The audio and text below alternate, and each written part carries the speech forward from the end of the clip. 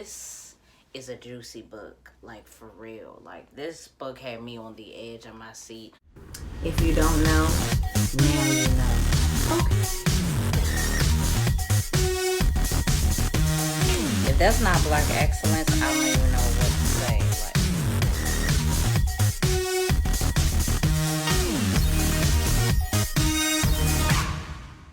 what it is, what it ain't, it's your girl AMBREALERTT, and I am back with another video, okay? Oh my gosh, it's been a minute. I don't even know how long it's been since I did a video, but it feels like it's been forever. I'm so happy to be here with you guys today to be doing this video. This is a video I've been preparing for a while, so I am so excited to be doing this for you guys today. Today we are going to be discussing a book called Passing, okay? In my vlog, I did talk about buying a book and doing content for a video, and this is the book. This is Passing by Nella Larsen.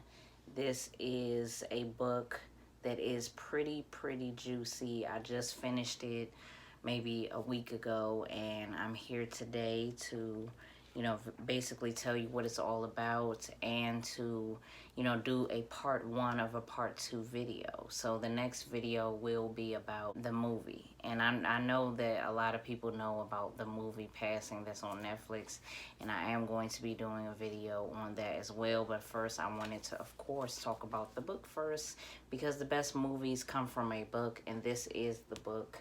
I got this off of Amazon. If you're interested in this book, if you heard about Passing, if you watch the Netflix movie and you want to know more about it or read the book, I will leave a link below so that you can get your hands on it. It's really only like $5, or maybe I paid like $8 for this one. But this is a really good book, and I'm going to be talking about the author of the book today and just a little bit about the book and, you know, some highlights, some things that I took away. So if you're interested in this book review on the book Passing, make sure that you keep it locked right here. Make sure that you are liking, commenting, and subscribing to this channel. We are past 400 subscribers. We're getting close to 600. I can smell it in the air. You know what I'm saying? It's almost a new year. This is the week of Christmas. Happy holidays to everybody. Let's just get right into this video. Okay, so how did I come across this topic? I have no idea. Like, that's how I know that my channel is like a God-given thing, because I have no idea how. I think I do get comments from you guys asking me, like, how do you find your content? Like, how do you do it? And literally, it literally just comes to me. Like, I have no idea. Like, sometimes I'm literally looking for it and then I find something. Sometimes I'm searching for a topic and I don't find nothing, and then it just comes like that. Like, I am drinking my hot coffee today, so get yours and let's do this video. I may have seen the... Okay, yeah. So originally I seen the trailer for the Netflix movie Passing, and I was like, wow, this story is so interesting. Like, the idea of passing for white in the 1920s, that's like scary as hell. So I was like, that's a good movie. That I know that movie is gonna be good. So I was like, I want to know more about this. And as I was doing research, I found out about Rhinelander versus Rhinelander, and that's why that was the last video that I did, and why I wanted to do that first, because that was around the same time, and it was a, you know, divorce trial that happened before this happened. And this is like a fictional story, but it is like based, in my opinion, is based on a true story, because a lot of people were doing this back in the day. They were like passing for white because they, you know, were biracial and they felt as though they could. And a lot of people back in the day had pressure to pass for white because they could, or whatever, just to make ends meet or do whatever. But to actually live your life as a white person instead of your natural black self is like extreme. That's an extreme level of like unhappiness within your black skin, in my opinion. I just wanted to not be judgy, but I also wanted to like just see how a person might think that would be doing something like this. And this book gave me that perspective, so I'm so excited to talk about this today. First, we're going to talk a little bit more about Nella Larsen, the author of the book. She was a writer back during the Harlem Renaissance of the 1920s. She had friends like W.E.B. Du Bois and Langston Hughes, just as two of her, Harlem Renaissance buddies. She was also biracial, and she grew up with a white mother and a black West Indies father. Her mother remarried someone else after her father left, and she had a half sister. That's why she has the name Larson. That was her stepdaddy's last name. And she has a half sister named Anne. They grew up looking as a predominantly white family, but Neila was the one that was, giving blackness the most because of her dominant features and because of her dad, you know what I'm saying? So went to nursing school, and she graduated from there in 1915 from a school for nurses in the Bronx, and it was for black women, to get more black women into the field of nursing. She married Elmer Imes in 1919. She enrolled in New York Public Library's teaching program, and she was the first black female to graduate from the program. Her first book, and I'll leave it below, and it was basically about a similar topic of race in this, but it was more like in the South, and I think it was from a teacher's point of view. And then she made Passing, and that was one of her most successful books, on top of writing short stories as well, and being heavily involved in the creation of the New York Public Library. She was very influential in the 1920s, and she was, an author, and a lot of her books was based off of, the experience of being biracial, and which is very influential today. We have a lot of it's a lot more biracial people, especially mixed with black and white. And I think that these books that she wrote is very important to shed light on that experience, because a lot of that I have no idea about, and I can imagine like being biracial, being mixed with like white and black is very confusing, especially if you're not taught properly from both ends, from the white perspective and the black perspective. So I can imagine that that's pretty confusing. But moving on, we're going to get into what the book is about. And basically, Passing is the story of, old friends rekindling their friendship as adults, and just seeing the differences between their lifestyles as they get older. Irene is the main character of the book, and she is biracial, but her husband is black, and she has 2 black sons. And Claire is the friend, is the old friend that comes back into her life, and she is actually passing for white. So she is black, she's passing for white. She has a white husband who has money, and she has a biracial daughter. Claire and Irene were friends when they were children, so they were friends. A lot of people knew them in the neighborhood. Basically, the beginning of the book is them meeting after seeing each other since 12 years. They see each other in a hotel, and they're, having tea, and she looks familiar. Irene notices a woman, and she's white. She looks familiar, but she's like, there's no way that I know her. And, the lady, which is Claire, she remembers her, of course, because that's her friend. That was her friend back in the day, so she knew her. Basically, she figured out it was her. They started talking, catching up, and she was like, telling her about her passing for white and asking her, did she ever think about doing it? And it was like subtle indications. At first, I didn't know that Irene was biracial, but I started to figure it out based off of how she was acting in the book. Like, it was subtle things that was making me feel like she wasn't, totally comfortable being black. Further into the book, like, there was cracks in her marriage with her husband, and, there was conversations that they would have about their sons.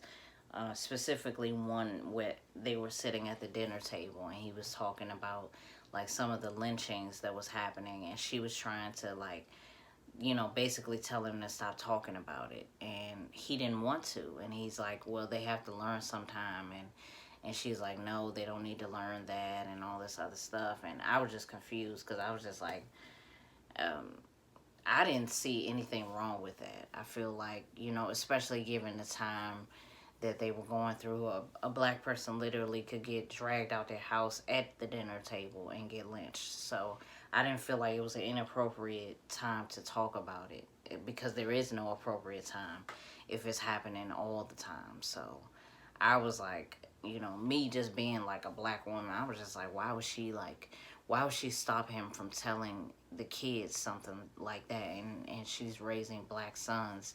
So it just made me feel like something, you know, something about her is not fully like confident and sure of her blackness, because if she was, then she would know that, you know, there is no right time to talk about it. It's important to talk about it, period. So it was certain things in the book that kind of gave way to her being like biracial. And the differences between them, of course, is the husbands are different race.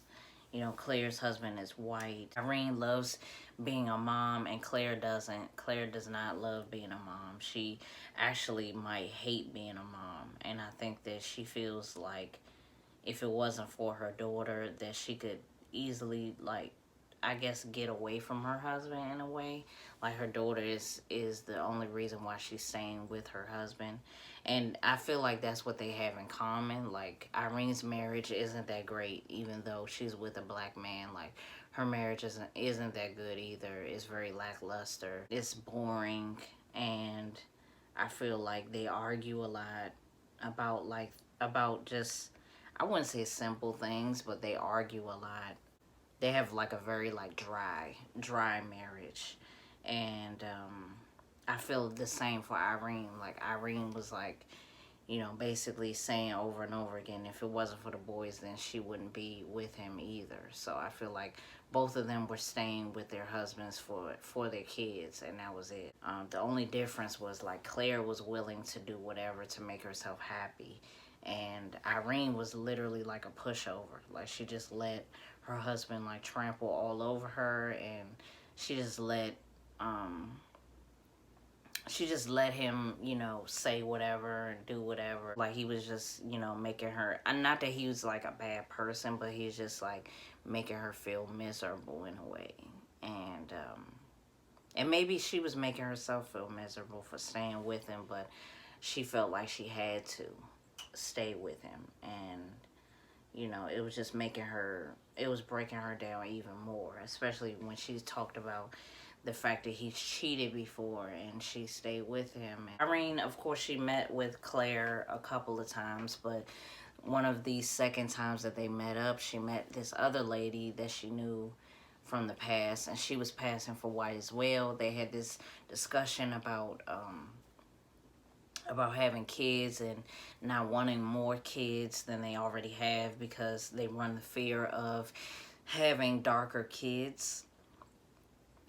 skinned kids, and how like that would be a nightmare, and that would be like the worst thing ever, especially like having black sons. And they, you know, basically was saying like that they would never want to have a black son, which was an awkward conversation for, you know, Irene to even be involved in, because she's the only one that embraces her blackness. Whatever, however much blackness she has, she embraces it, and she still like, she's embedded in the culture in a way that she feels some type of way with those things. Like, you know, with immediately insulting things. Like, she has sons that are black, and, you know, of course she don't like to hear nobody talk about like black kids like that. Irene also met her husband, Claire's husband, Jack, and it was really bad because he was calling her Nig as like a nickname. And he said something about like that she's been getting darker ever since he married her, and how he doesn't like black people, and he thinks that they're, you know, dark devils. I think he said that. And you know, Irene starts to see that it's even more dangerous for her to stay married to him, because of how much he doesn't like black people, how passionate that he doesn't like black people, and how, you know, how scary it would be for her to get discovered as being, for her it would be very detrimental to her child as well. So I think that she started feeling more concerned after she met the husband and saw like how disturbing, you know, how disturbing Claire was just egging it on. Like she was laughing when he was saying such and such about black people. When you first open the book, there's a quote from Nella Larsen, and it says, "The trouble with Claire was not only that she wanted to have her cake and eat it too, but that she wanted to nibble at the cakes of other folks as well." And I saw that because further into the book, Irene was, you know, feeling like her husband was cheating on her with Claire, because his perception of her completely changed. At first he was like, you shouldn't be friends with her, like it's dangerous. He was saying all of these like husband like things, but then after he met her and, you know, they all started hanging out together, he started like changing his tone and saying that I mean, I guess it's like putting a face to it makes it a little harder, because I guess he thought that she was beautiful. And he started like saying, he started almost like taking up for her, like when Irene would say something, he would automatically like take up for her. He was hanging out with her when Irene wasn't there, and it was like the look that he would have in his eyes, like when she came around or anything like that, it just was like an indication that something else might be going on. And like I said, like before, like Claire's that type of person where she doesn't care about anybody else's feelings as long as she's happy. So I feel like that she probably was cheating. And this is a book, like this book is written in the 1920s. So some of it is, it's very wordy, and some of it is kind of hard to read. Like I'm still going off of my perception of the book. I think I'm pretty spot on, but I won't know until I actually see the movie, which I am going to be seeing. I'll probably go to watch it right now and get my thoughts together for the video. I don't really want to say too much. Like I don't want to like spoil the book for everyone, but this video is probably a spoiler. So, you know, if you haven't read the book, then don't watch this. Don't watch this. If you're thinking about reading a book, like don't watch this, because I basically said the whole fucking thing. But overall, I really did like this book. I was confused at the ending, and that's why I'm super pressed to even watch the movie. And yes, drop your Netflix suggestions down below for entertainment purposes and for future videos. I'm gonna be on there anyway for video content, but especially starting a new year, I'm gonna be on Netflix for video content. This book was very interesting. It was very like juicy. Like this is a juicy book, like for real. Like this book had me on the edge of my seat. I love books like this where like I read a little bit and then I want to keep reading and keep reading and keep reading. Like it's that type of book, like that you don't want to stop reading. You want to know exactly what's going on. And this is like a really good quick read. The only reason why it took me a week or two to finish it is because y'all know I'm a little bit more busier now than I was before. But either way, like this book is a great read. If you don't have like a bookmark or whatever, I suggest like typing what page you left off on and putting it in your notes on your phone so that you won't crease the book up, because I kind of creased it up a little bit, like right here. That kind of bothers me. But anyway, this was a really good book and I encourage everyone to read it. It's like 98 pages. It's a really good read. It's very juicy. If you're into like my content, y'all know what content I drop on this channel, so if you're into that, you're gonna really like this book.